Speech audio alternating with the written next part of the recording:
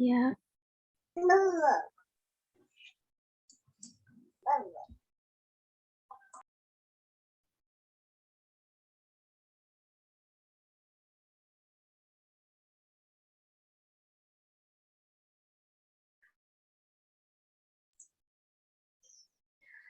Mu'tazilah secara bahasa al-infisal wa tanahi yang berarti memisahkan diri. Dan secara istilah, Mu'tazilah berarti nama sebuah kelompok yang muncul pada awal abad kedua Hijriah yang menggunakan akal dalam membahas teologi Islam. Terus kemudian ada dua pendapat nih teman-teman tentang lahirnya Mu'tazilah.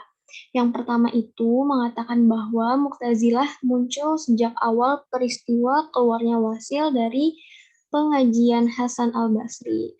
Terus pendapat yang kedua mengatakan bahwa Mu'tazilah itu ditunjukkan kepada mereka yang tidak mau ikut peperangan, baik perang Jamal antara pasukan Sayyidina Ali bin Abi Thalib dengan pasukan Siti Aisyah, maupun perang Siffin antara pasukan Sayyidina Ali bin Abi Thalib melawan pasukan Muawiyah. Kemudian Mu'tazilah ini sempat eksis pada masa dinasti Umayyah dan mengalami puncaknya pada masa dinasti Abbasiyah, yaitu pada masa Al-Ma'mun, Mu'tazilah berubah menjadi mazhab resmi negara. Nah, jadi Mu'tazilah ini pas masa Umayyah itu masih berkisar membahas tentang pelaku dosa besar, sama udah muncul 5 ajaran pokok Mu'tazilah atau usul al-khamsah sebagaimana yang udah dimuat juga ya di dalam PPT. Nah, baru pas masa Abbasiyah nih mengalami masa kejayaannya.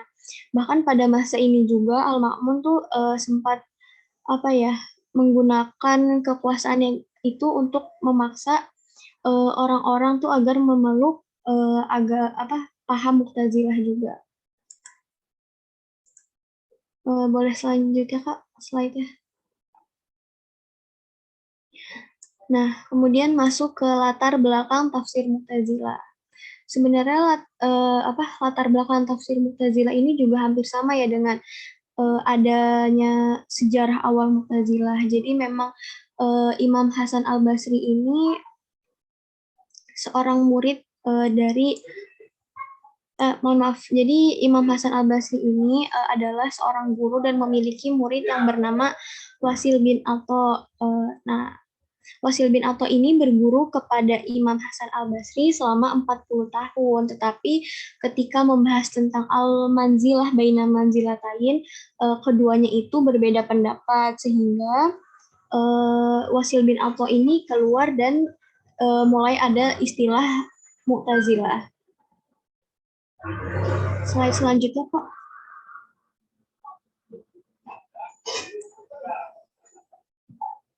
Nah, berkenaan dengan tafsir Mu'tazilah, jadi Mu'tazilah ini adalah kelompok yang meyakini bahwa akal itu lebih tinggi daripada dalil. Jadi teologinya itu bisa dibilang ekstrim gitu. Bahwasanya akal itu lebih diutamakan daripada Al-Quran dan hadis. Apabila suatu hal tersebut dapat diterima oleh akal, maka hal tersebut sesuai dengan sunnah. Tetapi jika pemikiran tersebut tidak sesuai dengan akal, maka mereka menolak pemikiran tersebut.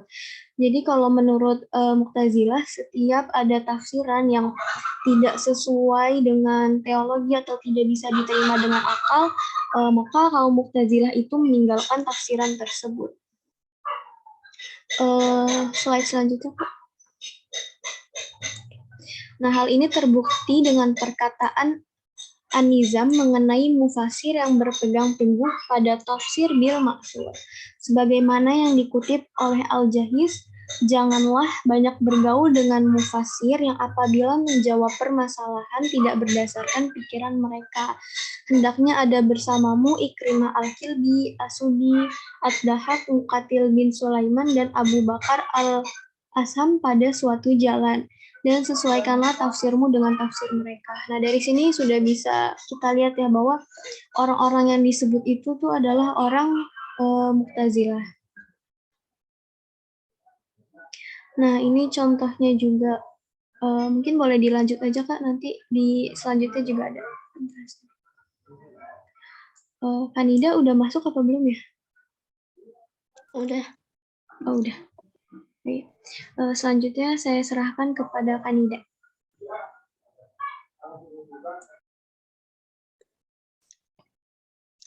Bismillahirrahmanirrahim.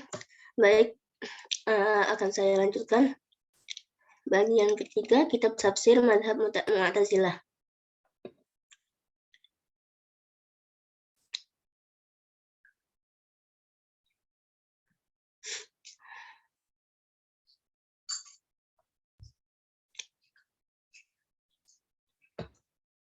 Kak. Yang pertama ada Tanzih Al-Quran Al-Mathain. Nah, kitab ini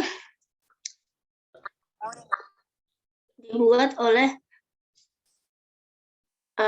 sosok Qadi Al-Qadi Abdul Jabbar. Nah, sosok Qadi Abdul Jabbar ini sosok yang sangat fenomenal dalam disiplin keilmuan pada mazhab Mu'tazilah. Karya-karyanya yang cukup banyak menjadi rujukan pengkajian para sarjana muslim maupun barat. Nah, terlebih dalam hal disiplin teologi.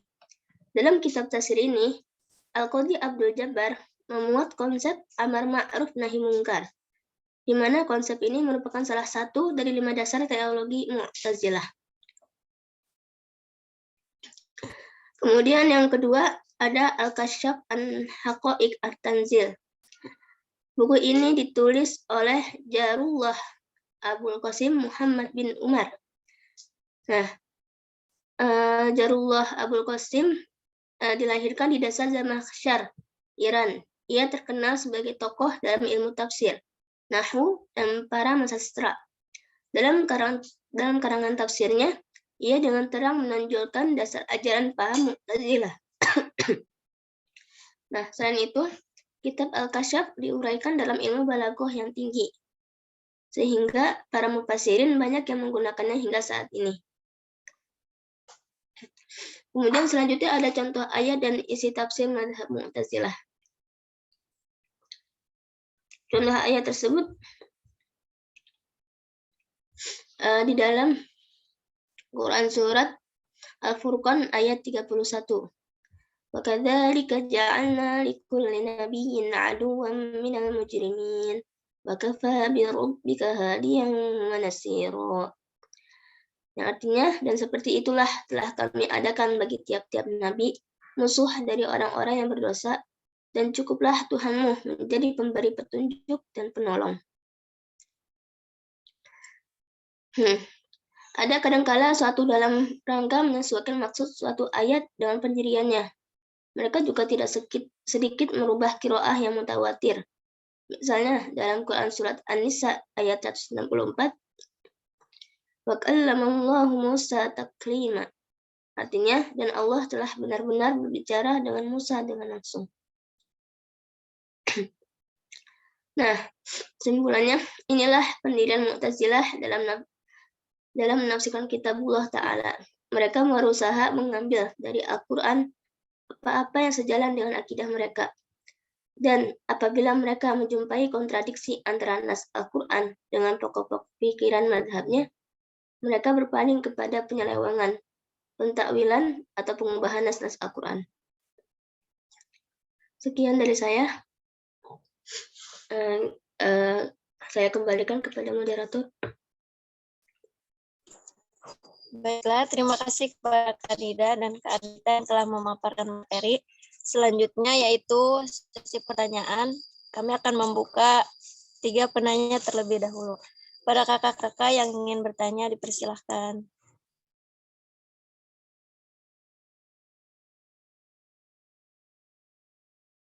Ya, kalau Waalaikumsalam. ya dari tafsiran Mu'tazilah tadi kan tidak seperti kayak mazhab-mazhab kayak apa tuh yang sebelumnya tuh yang sangat ekstrim tuh. Nah, kalau tafsiran Mu'tazilah ini berarti hingga sekarang gitu masih dipakai ya mazhabnya Mu'tazilah ini, tafsiran dari mazhab Mu'tazilah.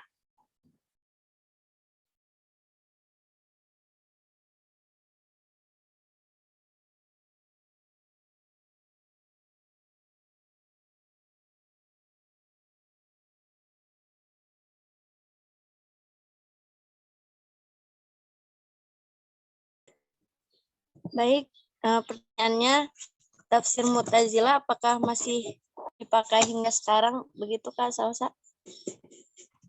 Iya, Kak. Iya, terima kasih. Kepada kakak-kakak yang lain, ada lagi yang ingin bertanya?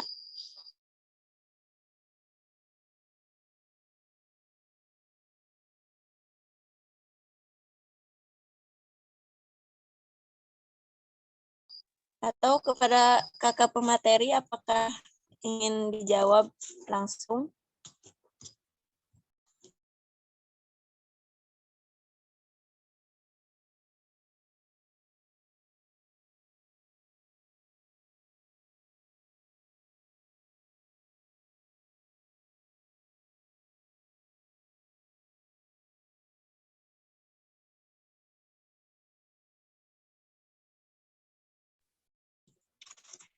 Atau kakak-kakak yang lain yang ingin membantu menjawab?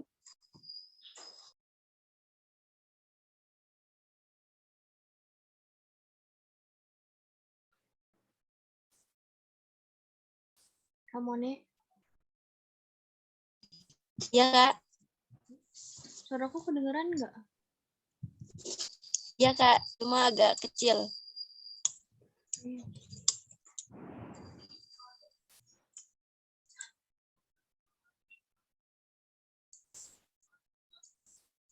Aku izin menjawab pertanyaan dari Kak Salsa ya tadi terkait apakah tafsir Mu'tazilah ini masih digunakan atau tidak. Sebenarnya mungkin bagi yang bermazhab Mu'tazilah itu sendiri masih digunakan ya Kak, karena memang itu yang menjadi apa ya, sebuah pedoman atau rujukan bagi kaum Mu'tazilah itu sendiri. Tapi untuk orang-orang seperti kita itu kan tidak bisa menggunakannya ya, karena memang ada beberapa pemahaman dari Mu'tazilah ini yang bisa dibilang memang sesat gitu, tapi bukan berarti Mu'tazilah ini adalah orang-orang yang kafir. Jadi seperti yang dari apa ya, mereka punya yang usul al-khamsah itu kan kalau misalnya kita lihat dari, secara apa cuman dari penjelasannya seperti tauhid, adil, terus janji dan ancaman dan lain sebagainya itu kan memang ada.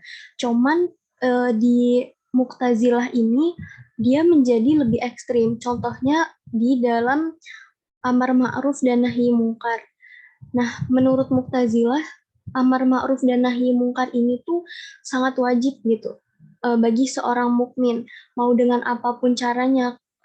Kalau misalnya seseorang cukup dijelaskan dengan perkataan, maka dengan perkataan. Tapi kalau tidak bisa dengan perkataan, maka kekerasan pun itu diwajibkan.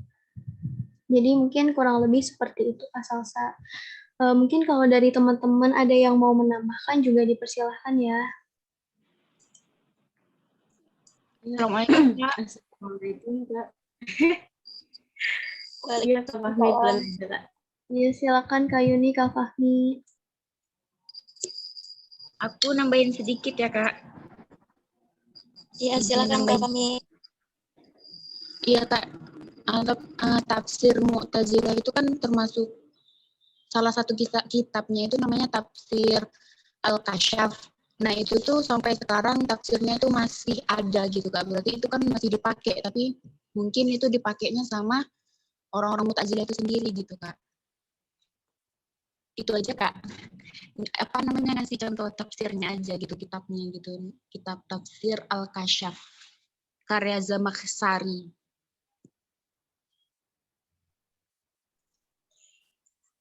Baik, terima kasih Kak Fahmi atas tambahannya. Mungkin ada kakak-kakak yang ingin menyanggah atau menambahkan atau ada yang ingin bertanya lagi, dipersilahkan. Iya Kak Moni, aku maaf Kak Yuna, bentar ya. Aku menambahkan sedikit dari yang tadi Kak Fahmi bilang yang mengenai tafsir Al-Kasyaf itu kan salah satu tafsir yang juga dari mazhab Mu'tazilah ya. Jadi kalau pun ada selain mazhab Mu'tazilah yang menggunakan tafsir Al-Kasyaf ini selain dalam bidang tafsirnya, kitab tersebut itu tuh unggul di kebahasaannya, di sastranya. Jadi mungkin ada yang memakai tafsir Al-Kasyaf selain dalam tafsirannya juga memakai untuk mempelajari ilmu-ilmu kebahasaannya tersebut. Terus juga ada yang berbeda pendapat bahwa pengarang dari tafsir Al-Kasyaf ini kan Imam Al-Zamakhsyari ya. Ada yang berkata bahwa beliau itu bukan Mu'tazilah tulen karena ketika orang Mu'tazilah tulen menafsirkan suatu ayat-ayat Al-Qur'an, maka ketika menafsirkannya tuh bisa langsung memuat dari usul al-khamsah tadi. Semuanya tuh digabungin. Nah, sedangkan kalau dalam tafsir Al-Kasyaf ini nggak memuat secara keseluruhan. Mungkin itu. Kak Yuni, silahkan tadi mau menambahkan ya. Ya, Yuni mau izin menambahkan. Jadi benar ya tadi yang udah dipaparkan oleh teman-teman kita semuanya gitu.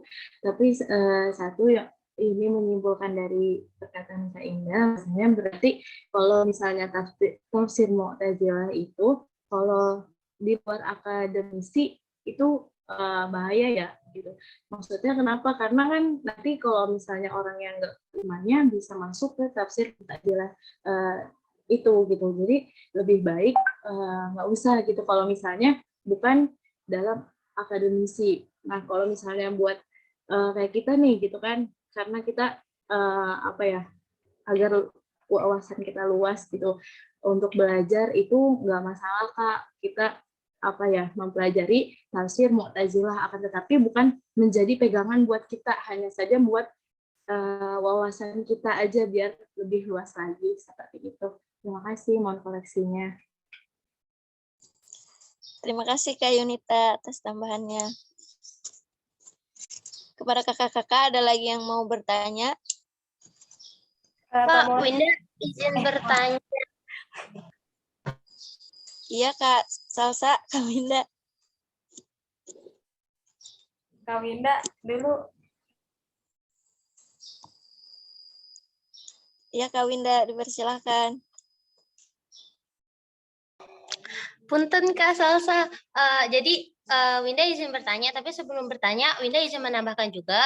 Jadi untuk terkait ada atau tidaknya tafsir, biasanya dari banyaknya corak-corak tafsir, mazhab tafsir yang tafsir-tafsir yang nggak ada itu tuh kebanyakan tuh Khawarij. Kenapa Khawarij? Soalnya Khawarij itu selalu menentang pemerintahan yang emang benar-benar udah berdaulat di situ, udah sah di situ, tapi ditentang sama Khawarij karena emang pemikirannya yang kayak gitu. Nah, karena pemikirannya kayak gitu kan kebawa kan di tafsirnya. Nah, karena kebawa di tafsirnya, otomatis pemerintah yang ada di suatu daerah, kalau seandainya ada Khawarij di situ dan menafsirkan Al-Quran, otomatis takut kan mereka, wah ntar orang-orang pada baca tafsirannya ntar yang ada pemerintahan disalah-salahin terus berontak ke sana sini gitu-gitu kan. Akhirnya dari tafsir Khawarij sendiri itu banyak yang nggak ada, tafsirannya tuh banyak yang kayak udah dihangusin, udah digituin. Tapi untuk yang tafsir kayak Mu'tazilah ini emang masih ada Kak, cuma nggak dijadiin pedoman untuk mazhab-mazhab yang lain kayak Asy'ari nggak pakai ini, Salafi nggak pakai ini gitu. Jadi untuk mazhab Mu'tazilah itu aja. Nah, terus Winda juga mau nanya, berarti bisa dibilang cikal bakal tafsir Biraya itu dari tafsir Mu'tazilah gitu bukan sih Kak? Terima kasih. Baik, terima kasih Kak Winda. Kak Salsa, tadi ada yang mau ditanyakan lagi?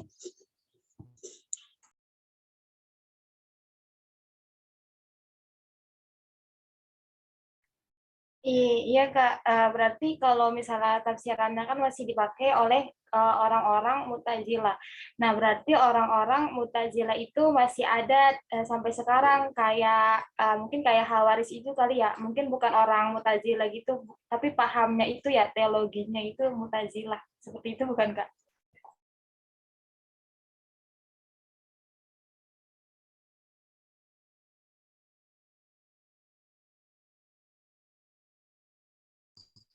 Mohon maaf Kak Salsa, bisa diulang pertanyaannya? Iya, tadi kan katanya tafsir Mu'tazilah ini ya masih ada kayak gitu. Nah, dipakainya oleh orang-orang Mu'tazilah itu sendiri. berarti orang-orang Mu'tazilah masih ada sampai sekarang kayak gitu. Tetapi mungkin kayak Ibu bilang tadi gitu ya, kayak Khawaris gitu, bahwa dia bukan orang Mu'tazilah tapi pemahamannya atau pahamnya itu, ideologinya itu kepada Mu'tazilah kayak gitu ya.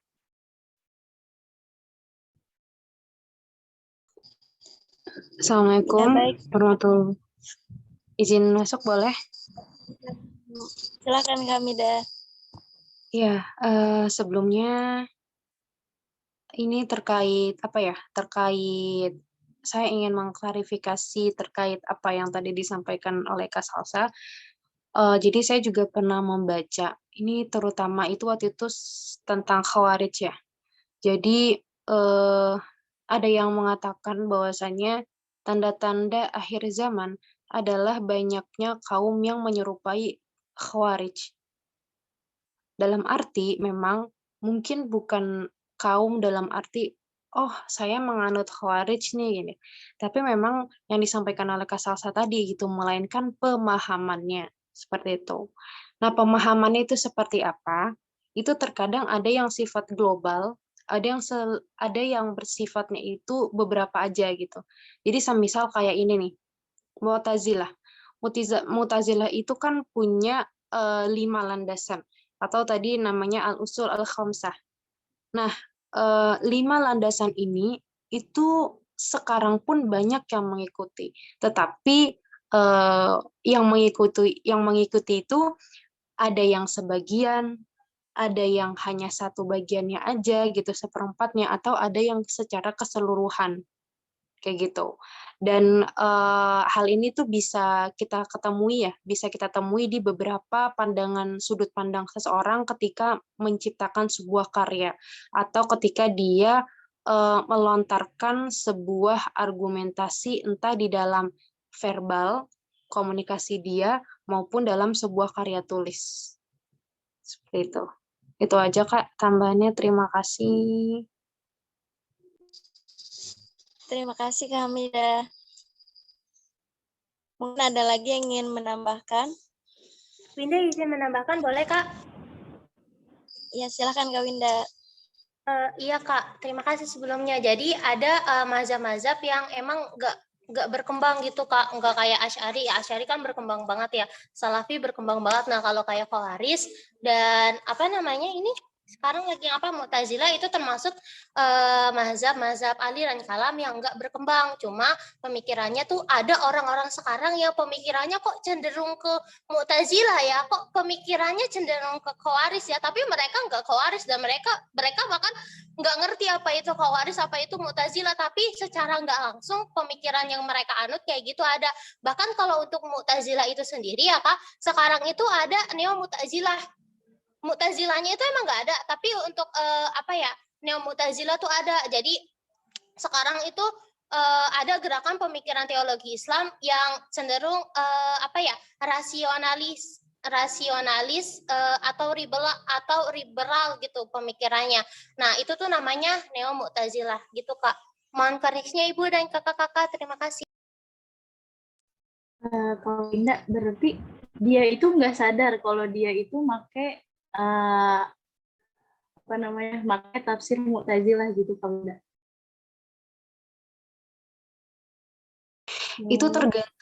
Itu tergantung teori yang dia bangun, Kak Yunita. Karena kan biasanya teori itu kan dibangun hasil dari sudut pandangnya dia. Kalau barangkali dia itu ahli psikologi, berarti mungkin dia itu berpacu kepada ahli psikologi yang mana semisal itu menekankan pada hal-hal yang sifatnya itu demikian, serupa dengan Mu'tazilah. Atau jangan psikologi deh, kejauhan gitu. Mungkin ada orang ahli filsafat gitu, yang mungkin dia itu nggak langsung memiliki kecenderungan atau nggak langsung melihat ajaran Mu'tazilah kemudian dia setuju. Enggak seperti itu juga. Barangkali dia punya referensi lain sehingga penafsirannya dia itu sama dengan kaum Mu'tazilah. Itu bisa seperti itu.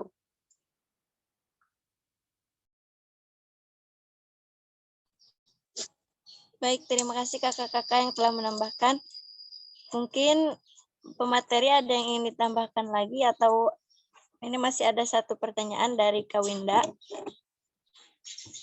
yaitu apakah tafsir Biroi ini cikal bakalnya dari tafsir Mu'tazilah? Kepada kakak-kakak yang lain, mungkin ada yang mau membantu menjawab, dipersilakan.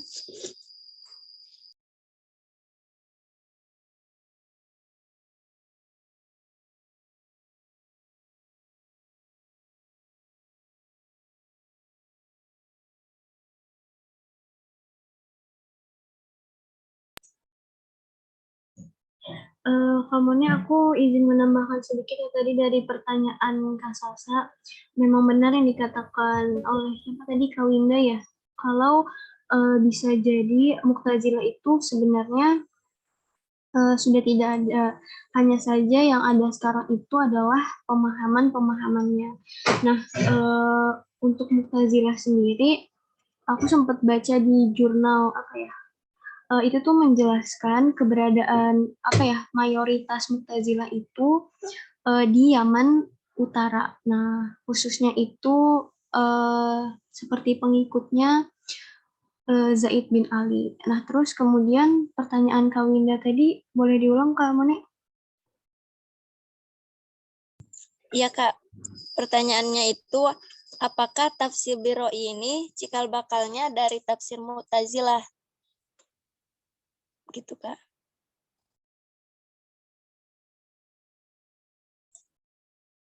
Mungkin bisa dibilang seperti itu ya, karena kan tafsir Mu'tazilah itu memang sesuai akal pemikiran. Malah sangat ekstrim gitu ketika ada suatu ayat Al-Quran ataupun hadis juga yang tidak sesuai dengan pemikiran, maka dia lebih mengutamakan pemikiran tersebut. Atau juga bisa tafsir Mu'tazilah ini ya, corak yang kalam itu ya, atau teologis. Mungkin itu yang bisa aku tambahkan atau jawab. Mungkin dari teman-teman ada yang ingin menambahkan? Iya, Kakak Pemakalah. Di sini Yuni mau izin menambahkan pertanyaan dari Kak Winda. Ya. Kalau misalnya dilihat dari buku Ignaz Golder yang mazhab tafsir itu, Kak Winda bisa lihat di halaman 129 kalau nggak salah. Nah, itu diceritakan bahwasanya generasi terdahulu itu kan memakai tafsir Bil Mansur. Nah, terus di situ ada perpecahan, ya, perpecahan. Tapi awalnya itu tidak dimaksudkan agar penafsiran mereka itu menyimpang dari karakter riwayat dan akal gitu. Nah, di sini perpecahan itu pertama kali terjadi pada kaum rasionalis. Nah, kaum rasionalis ini salah satunya itu adalah Mu'tazilah kayak gitu Kak. Jadi bisa dibilang kayak gitu munculnya tafsir Biroi karena ada perpecahan ketika zaman dahulu, generasi terdahulunya gitu Kak. Terima kasih, mohon koreksinya teman. Mau izin masuk dong? Silakan Kak. Ya, baik. Bismillahirrahmanirrahim. Jadi kembali lagi kalau secara historis pasti dari zaman Nabi Muhammad itu udah ada. Dari zaman sahabat itu udah ada gitu. Jadi di sana itu dulu ijtihadnya itu dari pendapat sahabat. Nah, itulah dari pendapat sahabat, yang namanya pendapat itu pasti adalah buah hasil dari ra'i atau pemikiran. Nah, sejak itulah sudah ada. Cuma memang ramainya itu mungkin waktu itu secara garis besar sangat-sangat ramainya itu di masanya adanya Mu'tazilah. Karena memang kekuatan Mu'tazilah itu ada di akalnya. Tetapi sebenarnya pada dasarnya kita kan udah belajar yang namanya banyaknya aliran kalam. Nah, masing-masing aliran kalam, mereka itu harus punya dalil untuk menguatkan pemahaman mereka atau ajaran mereka. Sehingga dengan demikian mereka itu harus punya dalil yang menguatkan ajaran mereka sendiri, sehingga orang-orang itu bisa percaya, bisa terprovokasi. Ini loh gitu, saya punya paham ini, saya punya paham al-usul wal khamsah, ini ayatnya, seperti itu. Yang namanya dia menunjukkan ayat, pasti dia menunjukkan juga sebuah penafsirannya. Nah, itulah jadi sebenarnya pada dasarnya tidak hanya dilakukan oleh Mu'tazilah, tetapi makanya tadi konflik yang disebut oleh Kak Yunita di situ adalah memang beberapa konflik politik yang ada di aliran mazhab saat itu. Semisal kayak Asy'ariyah, terus abis itu Jabariyah dengan Qadariyah gitu, dengan paham-paham yang saling memiliki dalil satu sama lain. Seperti itu. Cuma kalau ditanya memang paling kuatnya apa, paling fenomenalnya apa, itu kemungkinan besar memang di aliran Mu'tazilah pada saat itu. Itu aja, Kak. Terima kasih. Baik, terima kasih Kak Andita yang telah menjawab dan Kak Hamidah. Begitu juga Kak Yunita yang telah menambahkan. Mungkin ada lagi yang ingin menambahkan atau ada lagi yang ingin bertanya, dipersilahkan.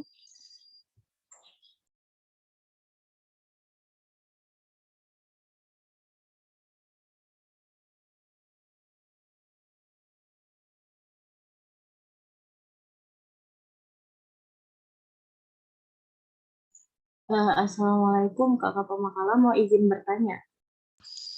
Waalaikumsalam, silakan Kak Yunita.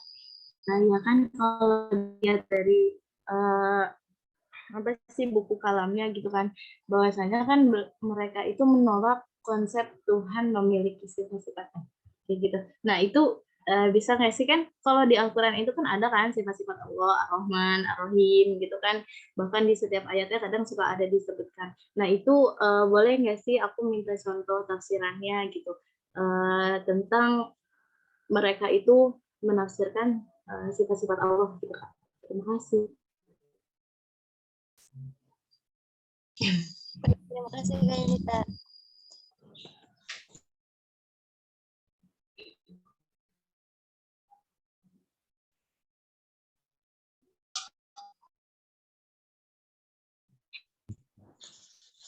Kepada Kak pemateri Lagi Rega. Iya Kak. Ada di sini. Ya, silakan Kak Winda. Punten Kak Winda izin bertanya. Jadi kan kalau Khawarij sama Mu'tazilah itu ada kesamaannya Kak.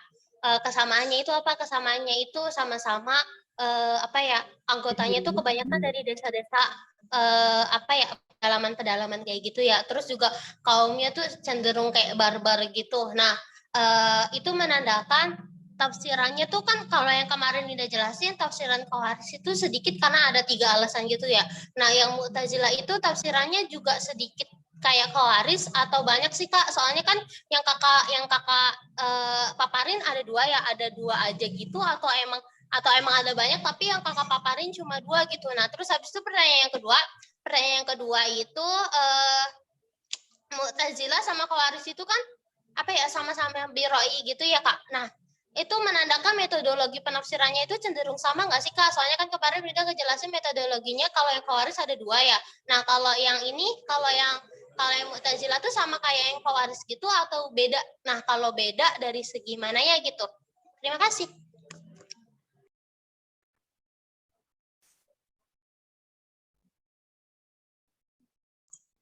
Sama-sama Kak Winda. Mohon maaf Kak Winda. Ini pertanyaan yang kedua bisa diulang Kak? Baik Kak, intinya pertanyaan yang kedua itu metodologi penafsiran Khawarij dan Mu'tazilah itu sama atau beda sih Kak? Gitu. Terima kasih. Baik, terima kasih Kak Winda.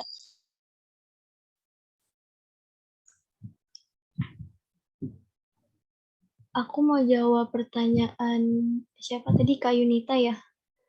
Yang contoh dari tafsiran mengenai sifat-sifat Allah. Jadi kita Iya, emang Kak, soalnya di sini ada, cuma belum paham gitu. Oh ya. Jadi ini kita udah sempat pelajarin juga ya di semester 2 mengenai Mu'tazilah, bahwa Mu'tazilah ini berlawanan dengan Qadariyah, karena Qadariyah ini menganutnya tuh paham free will atau free act. Nah, untuk contohnya tadi sebenarnya udah dimuat juga dalam PPT. Nah, sebentar. Contohnya ada di surat Al-Furqan. Mungkin aku bacain terjemahannya aja ya, Kak. Artinya itu dan seperti itulah telah kami adakan bagi tiap-tiap nabi musuh dari orang-orang yang berdosa dan cukuplah Tuhanmu menjadi pemberi petunjuk dan penolong. Nah, sedangkan kalau misalnya menurut paham Mu'tazilah Allah itu kan tidak bersifat. Jadi tidak mungkin Allah itu menciptakan musuh yang mana sebenarnya musuh itu juga bukan hal yang baik. Jadi kandungan dari ayat ini tuh nggak sesuai dengan prinsip dari pegangan mereka. Terus ada juga dari salah satu tokoh Mu'tazilah yaitu Abu Ali Al-Jabani, beliau merubah arti dari kata ja'ala itu menjadi bayana. Jadi apabila ditakwil, beliau juga mengutip dari syair, artinya menjadi kami jelaskan kepada mereka jalan yang harus dilalui. Maka sampailah mereka pada sebuah celah di antara batu karang pada sore hari. Jadi di ayat ini Allah itu menjelaskan kepada Nabi siapa-siapa musuhnya, bukan Allah yang menjadikan musuh-musuh Nabi. Mungkin seperti itu Kak Yuni.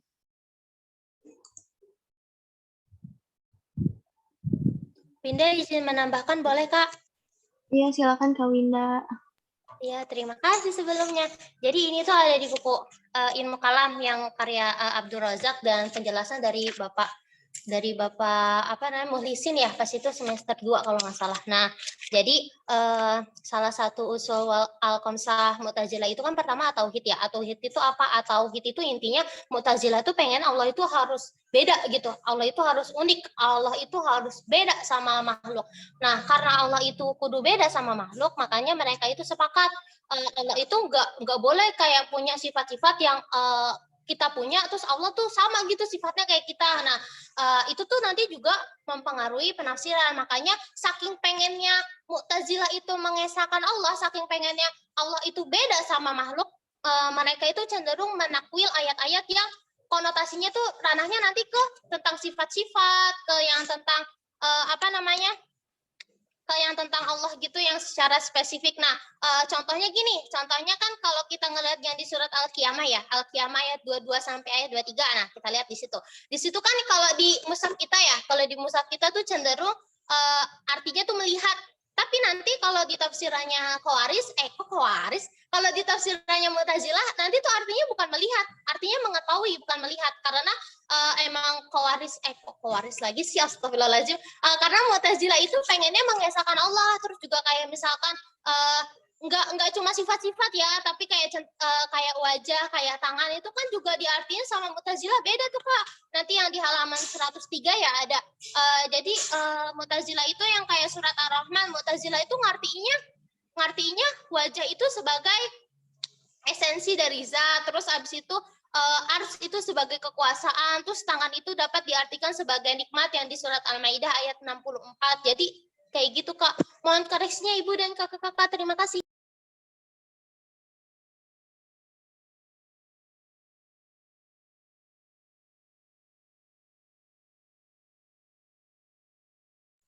Kak Winda, tadi yang ayat 22 sampai 3 itu Mu'tazilah apa teh ngerti ini? Mengetahui ya? Iya, mengetahui Kak.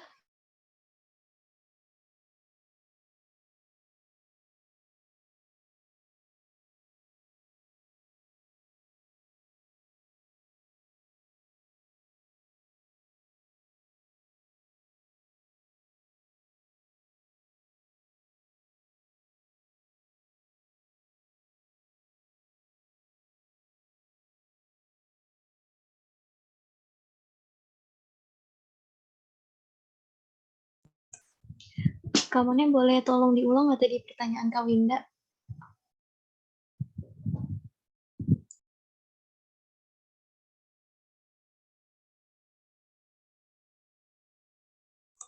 Kamu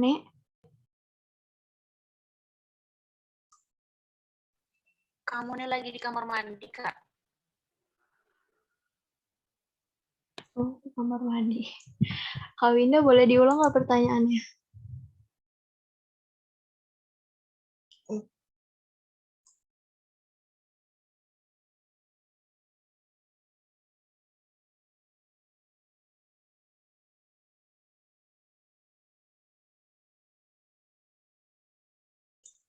Kak Winda belum di-unmute. Iya. Ya Kak, jadi metodologi penafsiran Mu'tazilah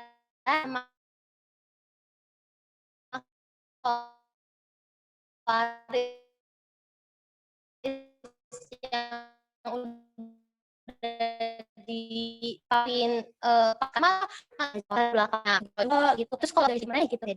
Terima kasih.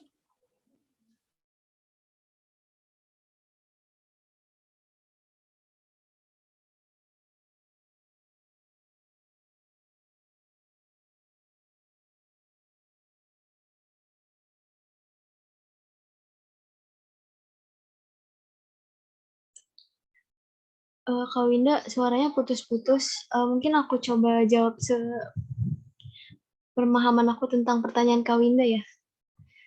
Jadi tafsir Khawarij sama tafsir Mu'tazilah ini memang kan sama-sama menggunakan bil ro'i. Jadi kemungkinan dalam metodenya pun masih sama. Terus juga coraknya kan sama-sama corak kalam. Mungkin walaupun metodenya sama, terus secara penggambarannya itu sama, dalam penafsirannya itu bisa jadi tetap beda karena kan masing-masing dalam mazhab ini memiliki landasan sendiri ya Kak. Seperti yang Mu'tazilah ini adanya usul al-khamsah. Terus kemudian maupun itu tafsir Mu'tazilah ataupun tafsir Khawarij, biasanya itu mereka lebih apa ya, lebih mengedepankan pesan ini, lebih mengedepankan landasan-landasan mereka itu daripada yang dimaksudkan atau yang ditujukan dari ajaran-ajaran Al-Quran tersebut. Terus pertanyaan keduanya apa Kak Winda?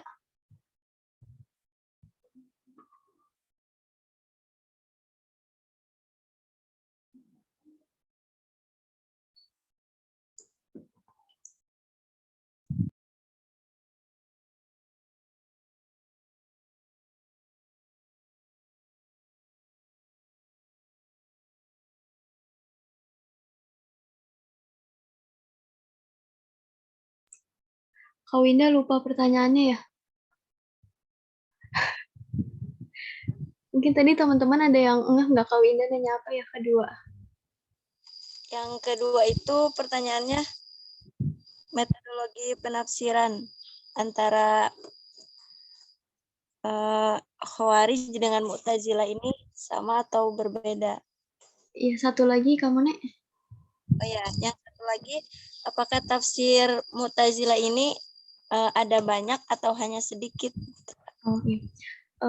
Dari beberapa jurnal atau sumber yang kelompok 5 baca ini sebenarnya ada beberapa lagi tafsir dari Mu'tazilah. Cuman karena pas dicari ulang, pas di research itu tuh kurang jelas gitu Kak Winda sumbernya. Jadi kan kalau misalnya kita di akademisi ini kan harus jelas ya rujukannya dari mana. Nggak bisa yang kita ambil dari sejenis blogspot dan lain-lainnya. Jadi kita hanya mencantumkan yang memang jelas apa sumbernya itu kita ambil dari jurnal-jurnal aja Kak. Cuman ada beberapa lagi dan mungkin tapi buat sekarang ini juga kitabnya sudah tidak ada. Seperti itu Kak Winda. Mungkin teman-teman yang lain ada yang ingin menambahkan? Aku mau menambahkan sedikit aja satu komponen terkait dengan perbedaan antara Khawarij dengan Mu'tazilah. Kalau kita mengulas kembali, Khawarij itu kan salah satu penafsirannya itu dia metodenya itu dia tekstual ya. Jadi dia menafsirkannya secara tekstual aja, tulisannya abata, ya dia tafsirannya abata gitu. Cuma kalau untuk Mu'tazilah ini, dia itu tidak tekstual, dia itu kontekstual, dia itu dipikirkan lagi, ditafsirkan lagi dengan akal pemikirannya, dengan ro'yunya, cuma penafsirannya ini cenderung ditakwilkan gitu, ditakwilkan, yang mana sekiranya dalil ini itu bisa digunakan untuk ya balik lagi gitu, untuk menguatkan argumentasi yang dia punya gitu. Jadi perbedaannya itu sih kalau menurut saya yang paling terlihat adalah kalau Khawarij itu dia tekstual.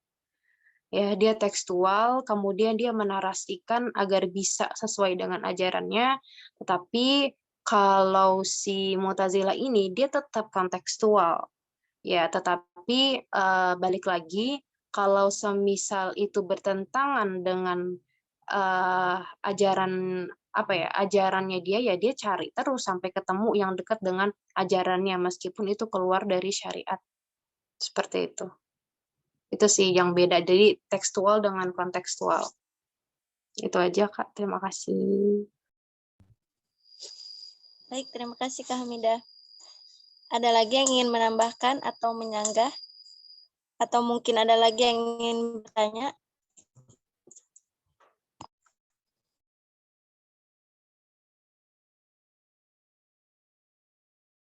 Kita waktunya masih banyak banget ya.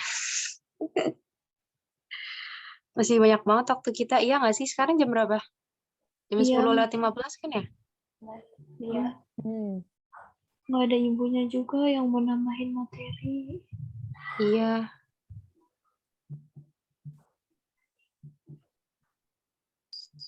Terus jadinya gimana Kak? Itu udah berapa pertanyaan emangnya?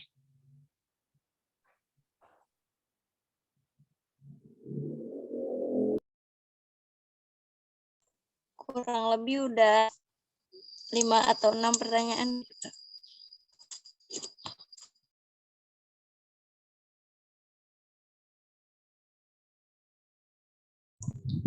Oh ya Kak, aku aja deh yang mau nanya sama Kak Winda.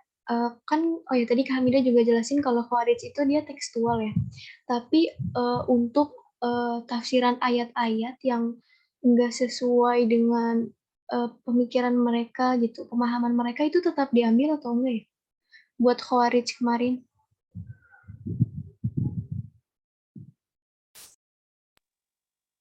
Nih, apa ya? Teman-teman pertama-tama tuh harus sadar dulu ya. Khawarij, Mu'tazilah, dan lain sebagainya itu sebenarnya politik Islam. Gitu loh. Jadi kalau semisal, apalagi gini loh, mungkin ada beberapa aliran yang cenderung apa ya, yang cenderung itu nggak netral, tetapi itu menghargai pendapat gitu. Kayak Sunni atau Asy'ariyah, terus Maturidiyah gitu. Itu orang-orang yang apa namanya yang bisa menghargai pendapat gitu. Oh ya udah ajaran kamu itu saya ini, kamu dalilnya itu dalil saya ini gitu. Tapi kalau Khawarij sama Mu'tazilah itu justru bertolak belakang. Justru bertolak belakang. Sesuatu yang tidak sesuai dengan dia ya apa namanya ya? Nggak tahu ya sampai pertentangan. Kayaknya kalau sampai ditentang itu yang ekstrim itu Khawarij ya. Tetapi intinya ya dia tidak terima gitu. Di ajaran mereka itu tidak dibenarkan. Seperti itu. Kalau tidak dibenarkan gimana dia juga bisa ikut menerima atau mengamalkan gitu. Karena sudut pandangnya itu udah beda. Sama seperti kita mungkin sama apa ya, sama mazhab sebelah gitu. Ketika kita udah diajaran fikihnya begini sholatnya, bacaannya begini, ya udah pastikan kita bacaannya kan begini aja. Kayak gitu. Dari aku sih cuma bisa gitu aja sih. Mungkin Kak Winda atau yang lain ada tambahan? Makasih Kak Hamida. Kak Winda gimana nih? Kemarin kan tentang Khawarij Kak. Apalagi Khawarij ya nggak sih Kak Winda? Dia lebih ini lagi, lebih keras lagi.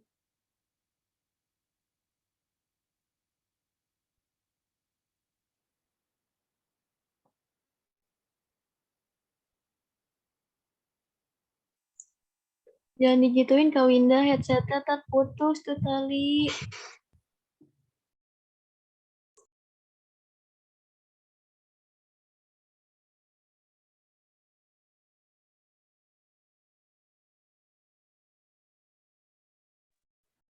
Kak Wina lagi sibuk.